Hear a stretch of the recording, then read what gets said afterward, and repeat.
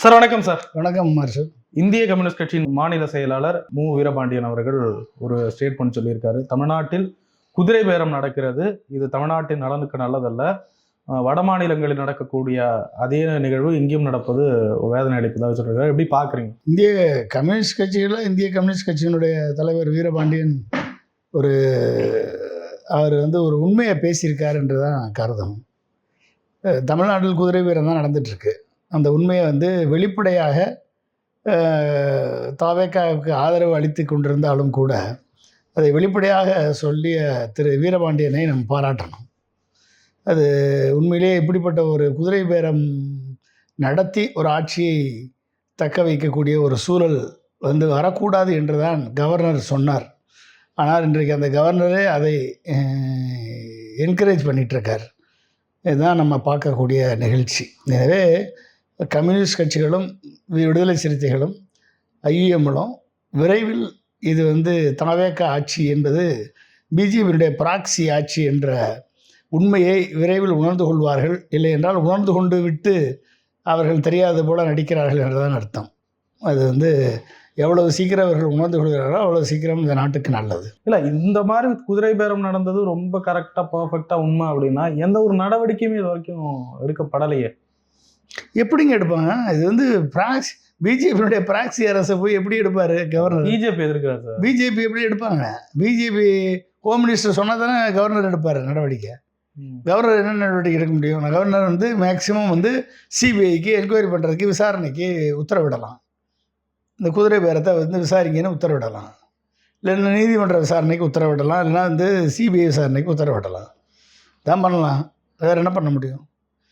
அப்போ அந்த குதிரை பேரத்தை நான் ஒருபோதும் அனுமதிக்க மாட்டேன்னு சொல்லி தான் ஆரம்பித்தார். அப்போ என்ன அர்த்தம் அப்படின்னா குதிரை பேரத்தை பண்ணுங்கன்னு சொல்லி கொடுத்துருக்காரு போல தெரியுது. எப்போயுமே பிஜேபியில் ஒரு பாடம் உங்களுக்கு நல்லா தெரிஞ்சுக்கணும். மோடி எதை சொல்கிறாரோ அதுக்கு எதிரான விஷயத்தை தான் அதை செய்வார். குதிரை பேரத்தை அனுமதிக்க மாட்டோம் அப்படின்னா குதிரை பேரம் செய்வார்னு அர்த்தம்.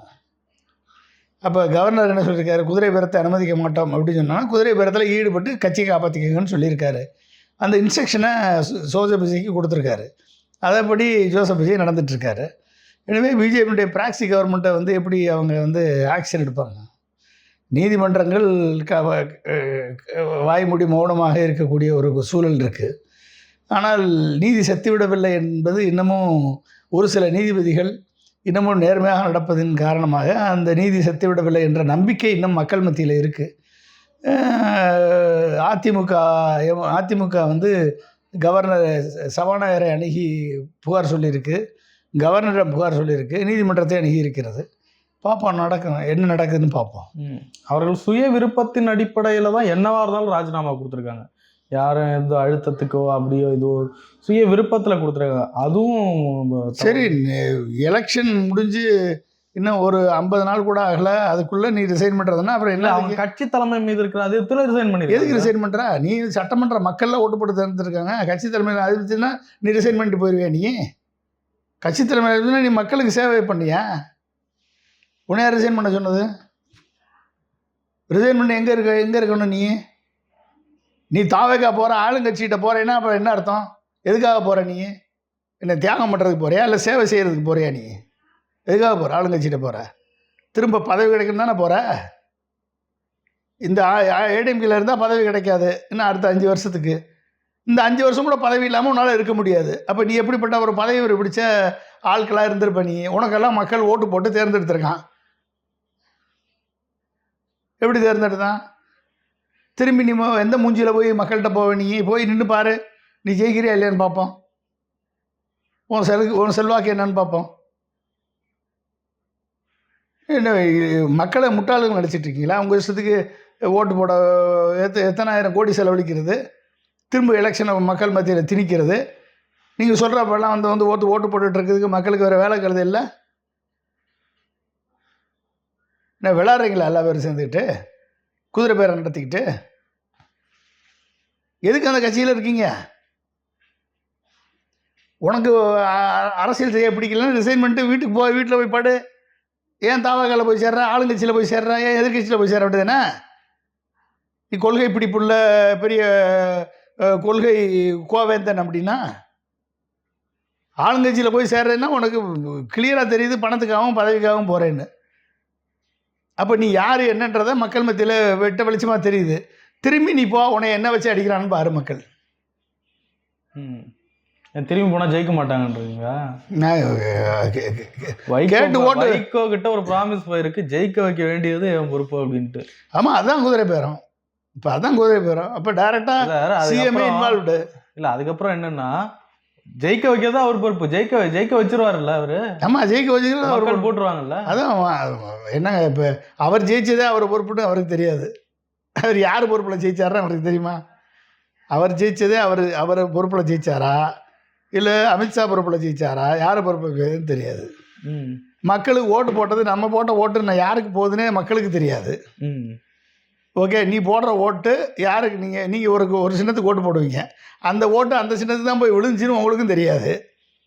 ஏன்னா அதையெல்லாம் ஏற்றுக்கிட்டு நம்ம வந்து உட்காந்துக்கிட்டு ரிசல்ட்டை பார்த்துக்கிட்டு கை தட்டிக்கிட்டு, ஓ மக்கள் மாற்றி விட்டார்கள், மாற்றி செஞ்சு விட்டார்கள், மாற்றத்தை வரவேற்றார்கள், இந்த கட்சிக்கு மாற்றி அந்த கட்சிக்கு போட்டாங்க அப்படின்னு சொல்லிட்டு இருக்கோம். அப்போ என்னங்க அது, கண்ணு முன்னால் வந்து இவிஎம் ஃப்ராடு நடக்குது, இவிஎம் மூலமாக மேனிப்புலேஷன் நடக்குது. இது எத்தனை வட்டம் சொன்னாலும் புரியல அப்படின்னா என்ன வேணாலும் பண்ணிட்டு போங்க. ஓகே, பிஜேபி என்ன நினைக்கிறாங்களோ அதுதான் நடக்கும். ஓகே, வெஸ்ட் பெங்காலில், தமிழ்நாட்டில், கேரளாவில் 3 சீஃப் மினிஸ்டர் காலி பண்ணணும்னு நினச்சாங்க, காலி பண்ணிட்டாங்க. தமிழ்நாட்டில் முக்கியமான மினிஸ்டர் காலி பண்ணணும்னு நினச்சாங்க, காலி பண்ணிட்டாங்க. இன்க்ளூடிங் சீஃப் மினிஸ்டர் திரு மு க ஸ்டாலின் காலி பண்ணியாச்சு. திமுக அதிமுகவையும் ஒழிக்கணும்னு நினச்சாங்க, ஒழிச்சிட்டாங்க. இப்போ விஜய் என்ற ஒரு ப்ராக்சி கவர்மெண்ட்டை கொண்டாந்துருக்காங்க. அவருக்கு அடுத்து இப்போ அண்ணாமலை என்ற ஒரு ப்ராக்சி, இன்னொரு ப்ராக்சியை கொண்டாடுறாங்க. இந்த 2 ப்ராக்சி சேர்ந்து கூட்டணி ஆட்சி அமைக்கும். அடுத்த ஆட்சி. அந்த கூட்டணி ஆட்சி அமைச்ச பிறகு விஜயை காலி பண்ணிவிட்டு பிஜேபி அண்ணாமலை வந்து தத்தெடுத்து அண்ணாமலை டைரெக்டாக பிஜேபியுடைய முதல்வராக மாறுவார். அவ்வளோதான் நடக்க போகுது. இதுதான் நடக்க போகுது. இவிஎம் இருக்க வரைக்கும் இதுதான் நடக்கும். அப்போ அண்ணாமலை அவர்களால் விஜய் பதவிக்கு ஆபத்துன்னு புரிஞ்சுக்கணுமா? அப்புறம் என்ன, வேறு யாருக்கு பதவிக்கு ஆபத்து? விஜயை வச்சுக்கிட்டு கதை ஓட்ட முடியுமா? விஜயை வச்சுட்டு ஆட்சி நடத்த முடியுமா? விஜயனுடைய கூட இருக்கக்கூடிய அமைச்சர்களை வச்சுக்கிட்டு ஆட்சி நடத்தி பிஜேபியினுடைய ஒரு சில திட்டங்களை செயல்படுத்திக்கிட்டே இருக்கலாம். ஆனால் பிஜேபியினுடைய டைரக்ட் ஆட்சி வேணும்ல, யாரால் முடியும்? அது கொஞ்சம் கொஞ்சமாக தானே வரணும். மக்கள் உடனே நம்ப மாட்டாங்கல்ல. இப்போ விஜய் எப்படி நம்பினாங்களோ, பெர்செப்ஷனை கிரியேட் பண்ணி இவிஎம்ஐ வச்சு யூஸ் பண்ணி பண்ணாங்களோ, அதே மாதிரி அண்ணாமலைக்கு பெர்செப்ஷன் கிரியேட் பண்ணுவாங்க, கூட்டத்தை காமிப்பாங்க. அந்த கூட்டத்தின் மூலமாக வந்து அண்ணாமலைக்கு ஒரு வேவ் இருக்குதுன்னு சொல்லி விஜய் வர்சஸ் அண்ணாமலைன்னு கொண்டு வந்து காமிப்பாங்க. திமுக அதிமுகவை காலி பண்ணி ஒட்டுமொத்தமாக ஒன்று சோழியை முடிச்சுட்டு விஜய்க்கும் அண்ணாமலைக்கும் போட்டின்னுவாங்க. இப்போ விஜய்க்கு அண்ணாமலைக்கும் போட்டியில் விஜய் 50%, அண்ணாமலை 50% சீட் எடுப்பாங்க. இதில் யார் அதிகமாக குறைய இருக்காங்களோ அவங்கள சீஃப் மினிஸ்டர் ஆக்குவாங்க.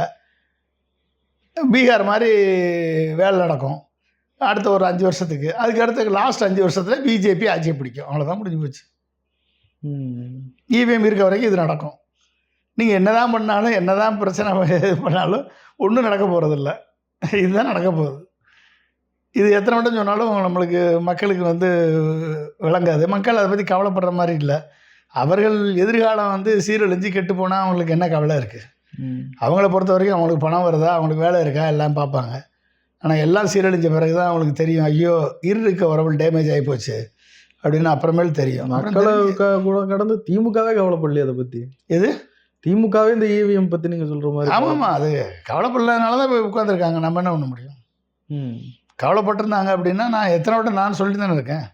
கவலைப்பட்டிருந்தாங்க அப்படின்னா வந்து அதுக்கான மக்கள் போராட்டத்தை முன்னெடுத்து சுப்ரீம் கோர்ட்டை தலையிட வச்சு விவிபேட் ஸ்லிப்பை 100% என்ன வச்சுருந்தா நம்ம யாருக்கு ஓட்டு போடுறோமோ ஜனநாயகம் காப்பாற்றப்படும், எலெக்ஷன் வந்து நியாயமாக நடக்கும். இந்த மாதிரி கூத்துகள் நடக்காது.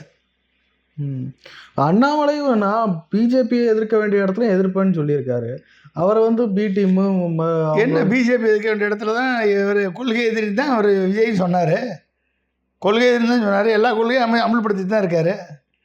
ஏங்க அண்ணாமலை வந்து நீங்கள் வந்து என்னங்க ஒரு ஒரு இன்னமும் வந்து அவருக்கு OI+ பாதுகாப்பு கொடுத்துட்ருக்காங்க, வேணான்னு சொல்லிட்டாரு அப்படின்னு சொன்ன பிறகு அவங்க வந்து ரொம்ப அவ்வளோ தூரம் பாதுகாப்பு கொடுக்குற அளவுக்கு தன் கட்சியை விட்டு போனவங்க, பிஜேபி கட்சியை விட்டு போனவங்களுக்கு பாதுகாப்பு கொடுக்குற அளவுக்கு அமித்ஷா அவ்வளோ நல்லவராங்க? சொல்லுங்கள். ஒரு ரிசர்வேஷனுக்கு வந்து ஒரு வாரம் நேஷனல் மீடியா பேசுகிற அளவுக்கு ஒரு ஹைப்பை கிரியேட் பண்ணாங்களே, அது யாரால் கிரியேட் பண்ணப்பட்டது? மோடி அமித்ஷாவுக்கு கண் அசைவு இல்லாமல் அது ஹைப்பு கிரியேட் ஆகிருக்குமா நேஷனல் மீடியா லெவலில்? சொல்லுங்கள், எப்படி கிரியேட் ஆகும்? இங்கே வந்தால் இந்துத்துவ கொள்கை இங்கே எடுபடாது. முதல்ல ஆட்சியை பிடிக்கணும், அந்த ஆட்சி நம்மளாக இருக்கணும். ஆட்சியை பிடிச்ச பிறகு அப்புறமேல எல்லாத்தையும் நம்ம வந்து இந்துத்துவம்னு சொல்லாமே கொள்கையை நிறைவேற்றணும். அதுக்கு வந்து அண்ணாமலை ஒரு ஒன் ஆஃப் த பிளாட்ஃபார்ம், அவ்வளோதான், வேறு என்ன இருக்குது? அவர் பின்னால் இருக்கக்கூடிய ஆட்கள் யாருன்னு பாருங்கள். எல்லாம் பிஜேபியிலேருந்து வந்தவங்க தான் இருக்காங்க, எல்லாம் இந்து முன்னணி பிஜேபியிலேருந்து வந்தவங்க தான் அங்கே இருக்காங்க. அப்புறம் இதுக்கு மேலே என்னதான் பெரிய கைப்பிடி? அதிமுக வச்சு தானே பாஜக காலூன்ற முயற்சிக்கும்பாங்க. எது புது பிளானா இருக்கு? அதிமுக எப்பயுமே அதிமுக வச்சு தானே பாஜக காலூன்ற முயற்சிக்குன்னுவாங்க, இது புது பிளானா இருக்கான்னு கேட்குறேன். ஆமாம், எல்லாம் ஒரே பாத்திரம் போய் ஜெயிக்க முடியல அப்படின்னா இன்னொரு பாத்திர டைரக்ஷனை மாற்றுறது இல்லையா? ஒரே பாத்திரம் போய் ஜெயிக்க அதிமுக விட்டாங்க, அவ்வளோதான். அதிமுக முடிஞ்சு போச்சு, அதிமுக முடிச்சிட்டாங்க. அதுக்கு வந்து எடப்பாடி பழனிசாமி வந்து அவங்களுக்கு தோதா வந்து ஸ்ட்ராங்காக இருக்கார். அதிமுகவை முடிச்சிட்டாங்க, அதிமுக வந்து காலி பண்ணியாச்சு. இனி அதிமுக பற்றி பேசி பிரயோஜனம் இல்லை. நீ டைரெக்டாக வந்து டிவிகே வர்சஸ் டிஎம்கேன்னு இருந்தது, நீ டிவிகே வர்சஸ் அண்ணாமலைன்னு கொண்டாடுவாங்க, விஜய் வர்சஸ் அண்ணாமலைன்னு கொண்டாடுவாங்க. உதயநிதியை வந்து குடும்ப வாரிசு அப்படின்னு சொல்லி ஈஸியாக அடிக்கிறதுக்கு அவங்க பிளான் பண்ணுவாங்க, பிளான் பண்ணி உதயநிதி அடிப்பாங்க. ஓகே. ஆனால் திமுக திரும்ப எழும், மீண்டும் எழும், திரும்ப வந்து தமிழ்நாட்டினுடைய உரிமைகள் காக்கப்படணும் அப்படின்னா திமுக திராவிட கட்சிகள் அழியக்கூடாது அப்படின்றத நம்மளுடைய எண்ணம். அப்போ அதிமுகவும் திமுகவும் அழியக்கூடாது என்பதுதான் நம்மளுடைய நினைப்பு. ஆனால் அதிமுக அழிக்க வேண்டும் என்பது பிஜேபியினுடைய எண்ணம். அப்போ அந்த அழிப்புக்கு காரணமாக திரு விஜயும் திரு அண்ணாமலையும் பயன்படுத்தப்படுவார்கள். இதற்கு பலிகடாக ஆவதற்கு திமுக ரெடியாக இருந்துச்சுன்னா பலிகடா ஆவாங்க. விழித்து கொண்டால் பிழைத்து கொள்ளலாம், அவ்வளோதான். அதிமுக திமுக இந்த ரெண்டு கட்சிகளும் ஒன்றிணைந்து செயல்படணும் இந்த காலகட்டத்தில் விஜய் எதிர்க்கிறதுக்கு, அப்படி அதுக்கான கட்டாய அவசியம் இருக்கா? நீங்கள் திமுகவையும் அதிமுகவையும் அழிக்கணுன்றது தான் வந்து ஒரு பிஜேபியினுடைய அஜெண்டா. அந்த அஜெண்டாவை வந்து பல்வேறு வழிகளில் வந்து செயல்படுத்திட்டு வர்றாங்க. அப்போ அப்படி செயல்படுத்தி கொண்டு வரும் பொழுது 234 தொகுதியிலையும் நின்னா வந்து ஜெயிக்க போகிறாங்க அவங்க அதிமுகவும் திமுகவும்? சொல்லுங்கள். 234 தொகுதியிலையும் யாரோ 118 பேர் தொகுதியில் ஜெயிக்கிறவங்க தான் ஆட்சி அமைக்க போகிறாங்க, சரிங்களா? அப்போ வந்து தொகுதி பங்கீடு பண்ணிக்கிற வேண்டியதானே? தொகுதி பங்கீடு பண்ணி ரெண்டு பேரும் கூட்டணி சேர்ந்தால் முடிஞ்சு போச்சு. வேறு யாரும் வர முடியாமல் போகும், அவ்வளோதானே? ஜோடி முடிஞ்சிடலாம்ல. அப்போ திமுக அதிமுக தாண்டி தமிழ்நாட்டில் எவனும் வர முடியாதுன்ற லெவலுக்கு வந்துருமா இல்லையா? என்ன இவர்கள் ஒழிக்கப்பட வேண்டியது ஊழல். இவர்கள் மேலே இருக்கக்கூடிய ஒரே குற்றச்சாட்டு ஊழல், குடும்ப வாரிசு. இதை ஒழிச்சிடணும். ஓகே. இளைஞர்களுக்கு வாய்ப்பு கொடுக்கணும், ஊழலை ஒழிக்கணும், கிரவுண்ட் லெவலில் மக்களை மதிக்கணும், தொண்டர்களை மதிக்கணும், இளம் ரத்தம் பாசணும் அதிமுகவும் திமுகவும். இப்போ ஊழலை ஒழிச்சாச்சு அப்படின்னா வந்து இப்போ ஊழல் ஒழிக்கிறேன்னு சொல்கிற எவனும் ஊழல் ஒழிச்ச மாதிரி எனக்கு தெரியல. ஏன்னா அதனுடைய டைமென்ஷன் கொஞ்சம் குறைஞ்ச மாதிரி தெரியும். எம்ஜிஆர் 2 வருஷம் இனிஷியல் 2 இயர்ஸில் பார்த்தீங்கன்னா ஊழலே கிடையாது. 1977 80 வரைக்கும் ஊழலே கிடையாது, அவர் மேலே ஊழல் குற்றச்சாட்டே கிடையாது. ஆனால் 80க்கு அப்புறம் ஊழல் குற்றச்சாட்டு வந்தது, ஓகே. ஆனால் அதையும் கவனமாக அவர் அவாய்ட் பண்ணார், சரிங்களா? அப்போ அந்த ஊழல் குற்றச்சாட்டு இல்லாமல் இவர்கள் அதிமுக திமுக இது வரைக்கும் டெலிவரி பண்ணியிருக்கக்கூடிய அத்தனை நலத்திட்டங்களும் சரி, தமிழ்நாட்டை முன்னுக்கு கொண்டு போகிறதுக்கும் விதைத்தது அதிமுகவும் திமுகவும் தானே. அதிமுக இல்லைன்னா இன்றைக்கி தமிழ்நாடு இந்தளவுக்கு முன்னணி மாநிலமாக வந்திருக்காது. அப்போ இன்றைக்கி முன்னணி மாநிலமாக இருக்கக்கூடிய மாநிலத்தை போய் நான் முன்னணியில் கொண்டாடுவேன்னு அண்ணாமலை சொல்கிறாரு, நான் முன்னணியில் கொண்டாடுவேன்னு விஜய் சொல்கிறாரு. ஏற்கனவே முன்னணியில் தான் இருக்குது, சரியா? அப்போ என்ன பண்ணணும்? வேறு என்ன பண்ண வேண்டியது இருக்குது? 3 பேர் ஒன்று சேரணும். யார் சேரணும்? அதிமுக திமுக விடுதலை சிறுத்தைகள் கம்யூனிஸ்ட் இந்த 4 பேர் வந்து ஒரு தொகுதி பங்கீடு கொண்டாடணும். தொகுதி பங்கீடு கொண்டாட இருந்தால் மதச்சார்பின்மை பாதுகாக்கப்படும், திராவிட சித்தாந்தம் அழியாமல் காக்கப்படும், பொதுவுடைமை சித்தாந்தம் அழியாமல் காக்கப்படும். வந்து பெரியார், அம்பேத்கர், மார்க்ஸு, அண்ணா கொள்கைகள் வந்து பாதுகாக்கப்படும். தமிழ்நாடு வந்து மீண்டெடும். அப்போ அதுக்கான சூழலை உருவாக்கணும், அவ்வளோதான், வேற ஒன்றும் இல்லை. நீங்கள் வந்து ஊழலை வந்து இனிமேல் வந்து ஊழல் பண்ணுறத வந்து ஊழலில் வந்து குறைக்கணும். ஊழல் வந்து மக்கள் சேவையில் ஊழல் பண்ணக்கூடாது. எந்த சேவையும் மக்கள் சேவையில், இப்போ இவர் சொல்கிறார், விஜய் சொல்கிறாரு ஊழலை ஒழிச்சிட்டேன், எங்கே போனாலும் ஊழல் கிடையாது அப்படின்னு சொல்கிறாரு. இப்போ ஊழல் கிடையாது அப்படின்னா right to service act implement பண்ணியிருக்கீங்களா? சரி, ஊழல் கிடையாதுப்பா, எனக்கு 3 நாள் ஆக வேண்டிய வேலை 2 நாள் ஆயிடுச்சுன்னா நான் ஊழலும் இல்லை, 2 நாள் என் வேலை நடந்துருச்சு. 3 நாள் ஆக வேண்டிய வேலை 3 நாள் ஆனால் கூட போதும் எனக்கு. ஆனால் 3 நாளில் ஆக வேண்டிய வேலை 3 மாதம் ஆச்சுன்னா அதுக்கு ஊழல் ஆட்சியே பெட்டர்ன்னு போயிடுவான்ல மக்கள். அப்போ efficiency coupled with less corruption, corruption less government. அப்போ இதை ரெண்டையும் மிங்கிள் பண்ணி கொடுக்க வேண்டிய தேவை வந்து அதிமுகவுக்கு இருக்குது. உங்கள் மேலே இருக்கக்கூடிய குற்றச்சாட்டே அதுதான், ஊழல் தான் குற்றச்சாட்டு. இப்போ இந்த ஊழல் குற்றச்சாட்டுலேருந்து நீங்கள் வெளியே வரணும் அப்படின்னா ஏகப்பட்ட விஷயங்களை சரி பண்ணணும். இப்போ பாருங்கள், ஸ்ரீவில்லிபுத்தூரில் மணல் கொள்ளைக்கு தாவேகா கட்சிக்காரர்கள் பணம் வாங்க ஆரம்பிச்சிட்டாங்க. இந்து நாளிதழில் ஓப்பனாக வெளியே வந்திருக்கு.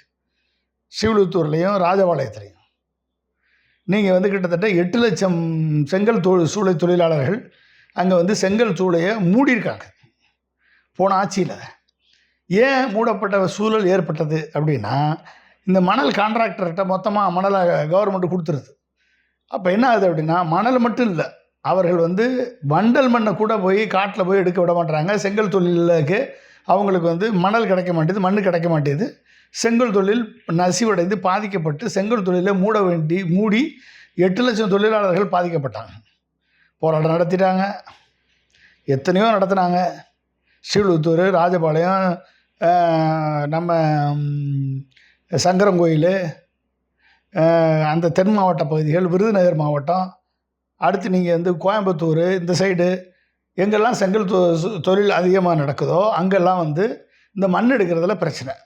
ஸோ இந்த பிரச்சனை திமுக அதிமுக ஆட்சியில் தொடர்ந்து வந்து மணல் கான்ட்ராக்டர்கள் அடித்த கொள்ளைகளின் விளைவாக இது வந்து நடக்காமல் போச்சு, அவர்கள் பாதிக்கப்பட்டாங்க.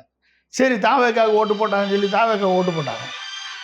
இப்போ என்னாச்சு அப்படின்னா, தாவேக்காவில் வந்து மணல் கொள்ளைக்கு பணம் வாங்க ஆரம்பிச்சிட்டாங்க ஸ்ரீவில்லிபுத்தூர் பகுதியில். இந்த ஓப்பனாக வந்துருச்சு, ஆடியோ வந்துருச்சு, வீடியோ வந்துருச்சு, இந்து நாளிதழில் நியூஸ் வந்துருச்சு. அப்போ லஞ்சம் ஊழல் தாண்டவம் ஆடிட்டு தானே இருக்குது. மணல் கான்ட்ராக்ட் எடுக்கணுன்னா பணத்தை கொடு, எடுத்துக்குவோம் அப்படின்னு சொல்லி பண்ணும்போது அப்போ என்ன ஆகுது அப்படின்னா, இப்படிப்பட்ட விஷயங்களில் வந்து ஊழல் நடக்கக்கூடிய விஷயங்களை கூர்ந்து கவனித்து மக்களை பாதிக்காத அளவுக்கு உங்கள் ஊழலை குறைச்சிக்கிட்டிங்கனாலே மக்கள் வந்து உங்களுக்கு ஓட்டு போடுவாங்க. அது தாவேக்காவாக இருந்தாலும் சரி, திமுகவாக இருந்தாலும் சரி, அதிமுக. நீ ஊழலை ஒழிக்கலாம் வேணாம்ப்பா, உங்களால் ஒழிக்க முடியாது, எவனாலே ஊழல் ஒழிக்க முடியாது. ஊழலை கொஞ்சம் குறைச்சிக்கோங்க. மக்கள் சேவையில் ஊழல் எல்லாம் பார்த்துக்கோங்க. மக்கள் சேவை உடனடியாக கிடைக்கிற மாதிரி பார்த்துக்கோங்க. கான்ட்ராக்டில் கமிஷன் அடிக்கணும்னா அடிச்சுட்டு போங்க. நீ கான்ட்ராக்டில் கமிஷன் அடிக்காமல் நீ இருக்க மாட்டே, நீ வந்து அடிக்க மாட்டேன்னு சொல்லிவிட்டு திரும்பி அடிக்க தான் போகிறீங்க. ஓகே, ஆனால் அந்த அடிக்கிறத கொஞ்சம் குறைச்சி அடிங்க. உங்கள் கட்சிக்கு என்ன தேவையோ அதுக்கு டைரக்டர் எலக்ட்ரல் பாண்ட்ஸு மாதிரி இண்டஸ்ட்ரிகிட்ட சிஎஸ்ஆர் ஃபண்டிங் வாங்கிக்கோங்க. ஏன் மக்கள் பணத்தை கொள்ளையடிக்கிறீங்க தானே மக்கள் கேட்குறது. அப்போ இதெல்லாம் வந்து தோற்ற கட்சிகள் சிந்தனை பண்ணணும், இதெல்லாம் சிந்திக்கணும். ஊழலை எவ்வளோ குறைக்க முடியுமோ அவ்வளோ குறைங்க.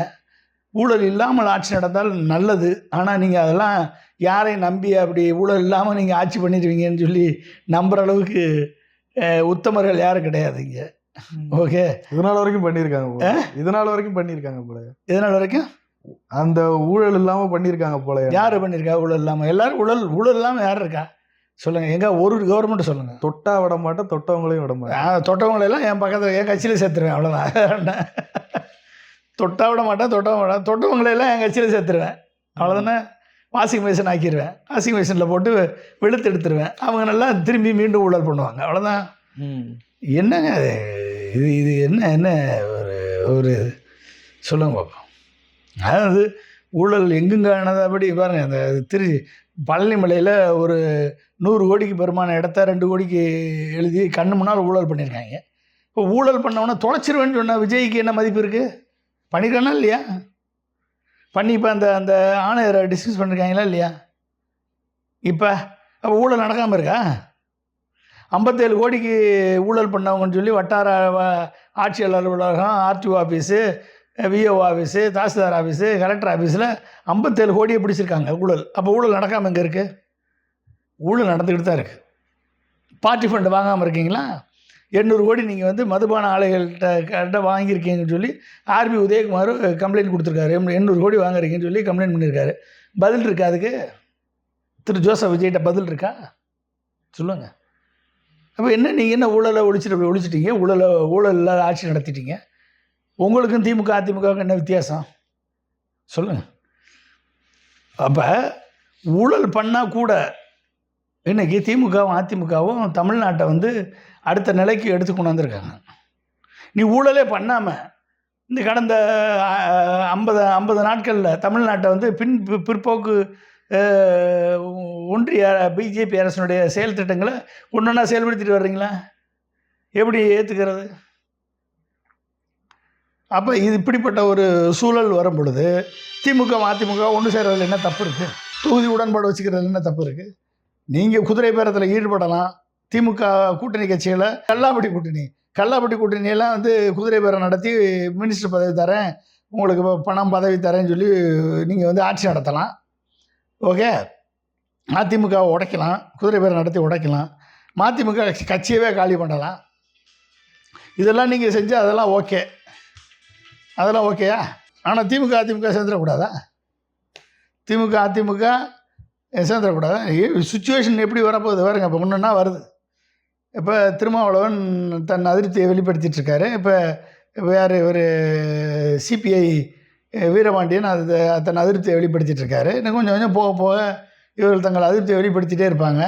அதுக்குள்ளே இன்னொரு 5 எம்எல்ஏவை எடுத்துருவாங்க. குதிரை பேரத்தில் ஒரு 15 எம்எல்ஏக்கள் வந்த உடனே எலெக்ஷன் கமிஷன் வந்து உடனே தேர்தல் நடத்தலான்னு சொல்லிடுவாங்க. ஏன்னா அமித்ஷாவுடைய ஆட்சி தானே இங்கே நடக்குது. தேர்தல் நடத்தான்னு சொன்னால் 15 தொகுதியிலையும் தாவேக்கா வெற்றி வரும். அமித்ஷாவுடைய அருளால் வெற்றி பெற்ற உடனே இவங்கள எல்லாத்தையும் காங்கிரஸ் உட்பட எல்லோரையும் அடித்து விரட்டிட்டு தெருவில் நிறுத்திட்டு நாங்கள் சுயமாக ஆட்சி நடத்துகிறோன்னு உங்கள் ஆட்சி நடத்துவாங்க அடுத்த 5 ஆண்டுகளுக்கு. இதை பார்க்க தான் போகிறோம், நீங்கள் பார்க்க தான் போகிறீங்க. திமுக அதிமுக இந்த இது ஒரு பக்கம் இருக்கட்டும். ஒருவேளை இப்படி சேரணுன்ற அவசியம் இருந்ததுன்னா அந்த அளவுக்கு பெரிய சக்தி தானே தாவேக்கா? அப்படிலாம் ஒன்றும் கிடையாது. பெரிய சக்தி அப்படியெல்லாம் ஒன்றும் கிடையாதுங்க. இவிஎம் இருக்க வரைக்கும் ஓகே, பெரிய சக்தின்றது பிஜேபி தான் பெரிய சக்தி. இவிஎம் இருக்க வரைக்கும் பிஜேபி தான் பெரிய சக்தி. நீங்கள் யாரை வேணாலும் என்ன வேணாலும் பண்ணிக்கலாம். ஓகே, ஒரு பெர்செப்ஷனை கிரியேட் பண்ணிங்கன்னா நீங்கள் தான் பெரிய சக்தி. ஓகே, நாளைக்கு அண்ணாமலை 60 சீட்டு வாங்குறாருன்னு வச்சுக்கோங்க, 70 சீட்டு வாங்குறாருன்னு வச்சுக்கோங்க. அண்ணாமலை 70 சீட்டு வாங்குறாரு, டிவிக்கு 50 சீட்டு வாங்குது. அப்போ 120 சீட்டு முடிஞ்சு போச்சா? இல்லை, டிவிக்கு 70 சீட்டு வாங்குது, அண்ணாமலை 50 சீட்டு வாங்குறாரு, 2 பேரும் சேர்ந்தா முடிஞ்சு போச்சா ஆச்சு? ஓகே, இது நடக்கும். இது நடக்காதுன்னு நீங்கள் நினைக்கிறீங்களா?